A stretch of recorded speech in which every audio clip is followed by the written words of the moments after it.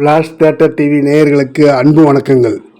மகிழ் movie maker சார்பில் சிவகணேஷ் தயாரிப்பில் பாடல்கள் எழுதி திரைக்கதை வசனம் எழுதி ஜெய் சிவசே டைரக்ட் செய்து வெளிவந்திருக்கும் படம் ராயல் சல்யூட். மிக பிரம்மாண்டமாகவும் இந்த கதையை சொல்லலாம், மிக எளிமையாகவும் சொல்லலாம் என்பதற்கு உதாரணமாக இப்படத்தை தந்திருக்கிறார்கள். இந்தியா பாகிஸ்தான் போரை கார்ட்டூனிலேயே காண்பிப்பதில் படம் ஆரம்பிக்கிறது.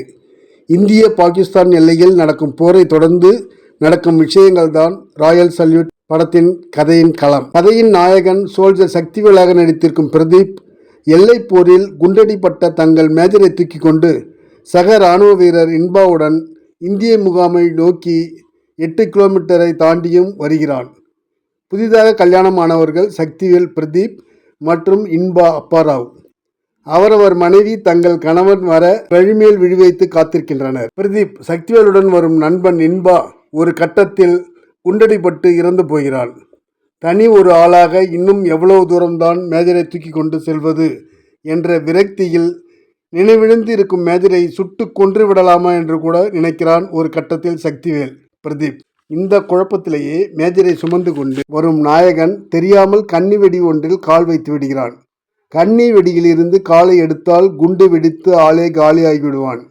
இன்டர்வலுக்கு பிறகு அடுத்து என்னதான் நடக்கிறது என்பது கூடுதல் சுவாரஸ்யம். இதற்கிடையே அங்கு எதிர்படும் பாகிஸ்தான் போர் வீரர் பக்ருதீனாக வரும் சுபாஷ் செம்புவுடன் முதலில் மோதல், பிறகு சக்திவேல் கன்னி வெடியில் சிக்கியிருப்பது பார்த்து இறக்கப்படுகிறான் பக்ருதீன். இருவருக்குள்ளும் அந்த கணமே நாடு என்பதை கடந்து எல்லையில்லா நட்பு ஏற்பட்டு விடுகிறது. கன்னி வெடியிலிருந்து நாயகன் சக்திவேல் மீண்டானா? அங்கு வரும் இந்திய இராணுவ உயர் அதிகாரியின் போக்கு, இதனை தொடர்ந்து என்னதான் ஆகிறது என்பது மீதி கதை பிளஸ் கிளைமேக்ஸ். அவரவர் நாடு என்பதை கடந்து நாடு கடந்த நட்பை உரிய விளக்கத்துடன் சொல்லியிருக்கிறார் இயக்குனர். நடிகர்கள் சொதப்பாமல் லிமிட்டாக நடித்திருக்கிறார்கள்.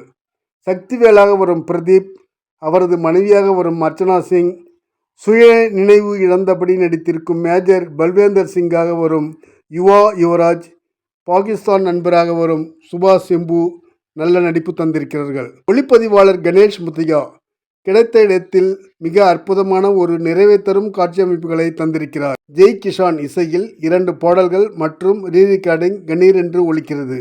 ஆக்கத்தில் பிரம்மாண்டம் இல்லை என்றாலும் நல்ல கருத்தை மக்கள் மனதில் விதைக்க வேண்டும் என்ற நல்லெண்ணத்திற்காக படக்குழுவை பாராட்ட வேண்டும். நன்றி, வணக்கம். எல்லாருக்கும் வணக்கம். நான் தான் மனஸ்வி. ஃப்ளாஷ் டிவிக்கு லைக் பண்ணுங்கள், ஷேர் பண்ணுங்கள், சப்ஸ்கிரைப் பண்ணுங்கள், கமெண்ட் பண்ணுங்கள். மறக்காமல் அந்த பெல் ஐக்கானையும் கிளிக் பண்ணிடுங்க. அப்போ தான் உங்களுக்கு நோட்டிஃபிகேஷன்ஸ்லாம் வரும். Thank you all. Bye bye.